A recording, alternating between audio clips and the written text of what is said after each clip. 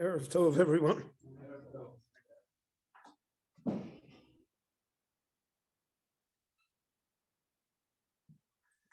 In Chumash Bereishis especially, the Torah introduces us to a lot of different, what we could term side characters to the main story.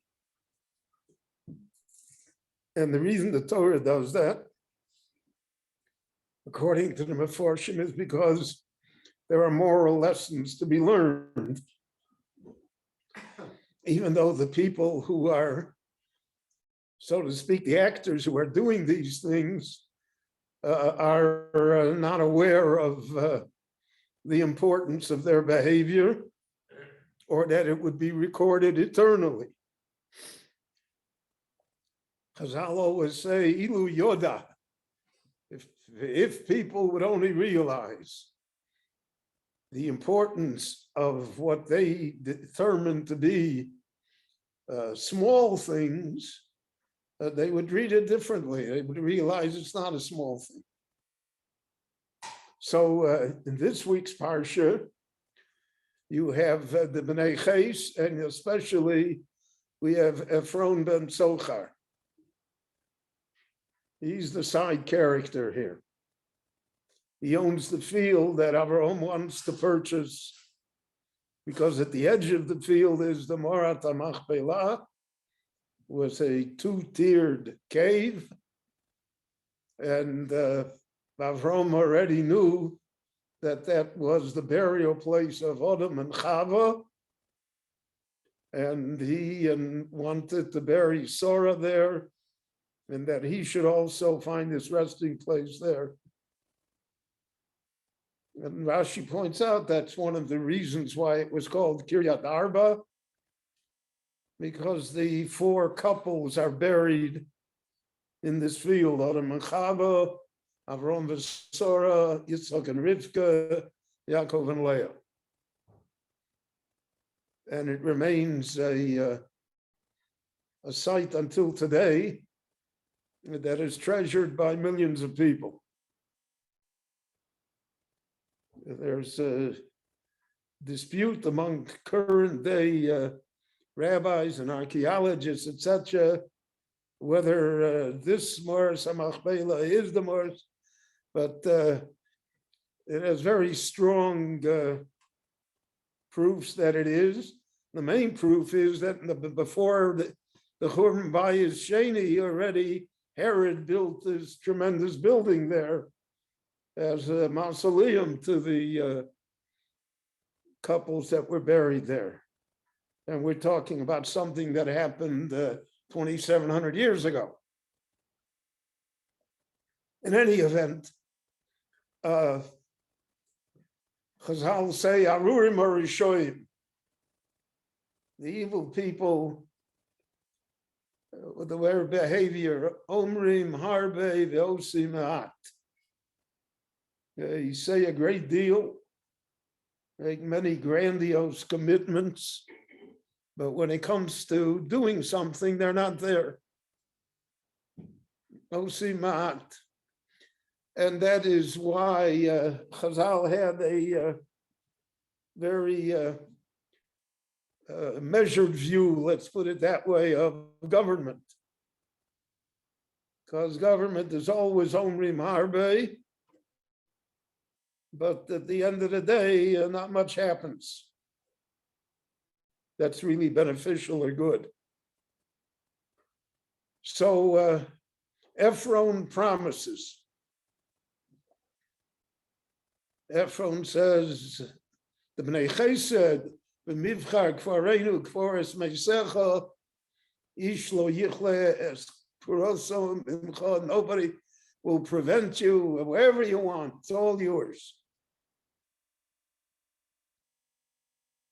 So Avram says, "Okay, so bring me Ephron, and I want his the Moras HaMachpelah, which is Asher Biktzei Sadeu, which is at the edge of his field." And Ephron in the beginning agrees. There's no question you're going to have it. but Avram senses already who Ephron is. And therefore, when it comes to the actuality of it,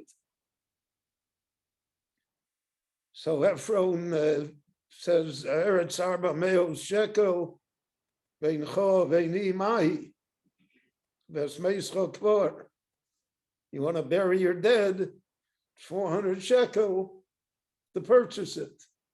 I mentioned to you yesterday at 400 shekel in the time of Avraham Avinu was a great deal of money. So it says, Vayishma Avraham le'Ephron. Avraham, not that he heard Ephron or he listened to him. He had it all figured out. That's Vayishma. He knew what Ephron really wanted. Vayishko le'Ephron, Ava Me'el Shekel Kesef over Lasocher. And he paid it. He took the and he got the Mora Samach Bail. So the Mefarshim point out an interesting thing. That's how you have to look at the Torah. Every letter in the Torah is important. There are nuances in everything. Until Ephron takes the money, his name is spelled Mole. Ayin Pei Reish Vov Nun. After he takes the money, it's spelled Choser. Ayin Pei Reish Nun. The Vov fell away. Yeah, so to the cursory person who doesn't understand how Torah works, so what's the difference with a Vov, without a Vov? They forgot to put in the Vov.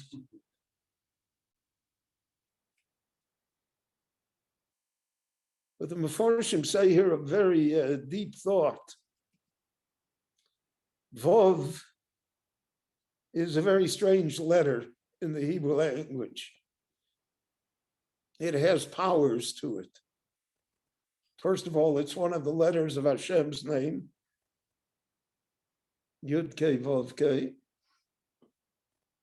So if you have a Vov in your name, so you have an attachment immediately to the Ribono Shel Olam. And the second thing that the Mefarshim emphasize is that Vov changes the way the tense of the verb. It's a Vov hamahapech me'ovar le'osid. It takes a verb that is a past tense, and if you put a Vov in front of it, it becomes a future tense. For instance, the word hoyo. Hoyo means it was. V'hoyo means it will be. V'hoyo Hashem l'melech al kol ha'oretz. So the Vov is a Vov HaMahapech. It changes things. It takes a past and makes it a future. When Ephron took the money, the Vov fell away. His future fell away. Until he took the money, it could have been Vov, Ephron would have Vov. If we would have been Ephron with a Vov, we would call the burial place the field of Ephron, which is the logical name to call it, right? And throughout Jewish history, we would call burial grounds, etc., on his name, Ephron. But the moment he took the money, he lost the future. And therefore, it's never called Sdei Ephron.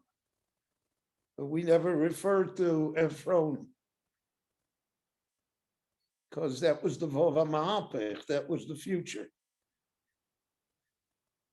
So that's what Chazal mean, that they say Chocham Aroes Anolad. We have to always think in future terms, not just in present terms. Most of the time we are interested in immediate gain, in present accomplishments, in now. But the Torah wants us to have a longer look at things. So that's true in family matters, true in communal matters, it's true in national matters. That's why Chazal say, Heaven Masunim Badin. When it comes to judging anything, be patient. Don't react immediately. Don't look at the short-term outlook. The short-term outlook looks great. I'm going to make money, Ephron says. I'm going to have 400 shekel. But people who think like that make a big mistake because they don't realize what the long-term outlook will be. There's a story that the Chofetz Chaim met a Jew on the street and he asked him courteously, how are you? How are you doing? And the man said, Rebbe, it wouldn't hurt me if I had another 500 kopecks a week. And the Chofetz Chaim said to him, how do you know it wouldn't hurt you? Maybe it would hurt you. There are a lot of people at a certain level who are wonderful people, but who rise to another level, then they become unbearable. So that idea appears here. And that's why the Torah tells us the whole spiel here with Avram, with Ephron, Vayishtacha Avram Lifnei Amoretz. Over and over, 3 times the story here. Because of the lesson that it teaches us. Because we're talking about the long term. We're talking about eternity. We're talking how it will look 3,000 years later. Ephron is looking at it in very short term, immediate gain. Meanwhile, he's got 400 shekel more. And we see this revealed over and over again. Esau will do the same thing. Esau will sell his bechorah, and he'll say, what's the bechorah? What value? I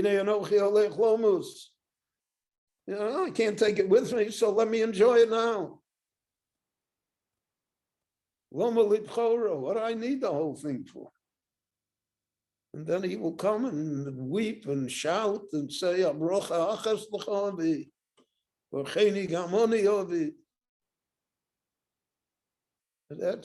the cry of anguish, really, of humanity, of only looking at the short term and not dealing with the consequences. So Chazal said, to see things far into the future. What will future generations think of me? What will my descendants think of me? How will the world look then? That's why the Gemara always says, if people would stand up again hundreds of years later and see how it looks, they would say, how are we so foolish? So the Torah, which is the piece of eternity that we can hold on to, that gives us this long-term view, that enables us to see past ourselves. So that's why Ki'em Chayenu V'orech Yomenu. Orech Yomenu means our days stretch far into the future. They don't add any time to the day itself, but the day stretches into the future. because of the peace of eternity that we have within us. So that's part of the idea here of Ephron and his relationship, the story with Avram Avinu.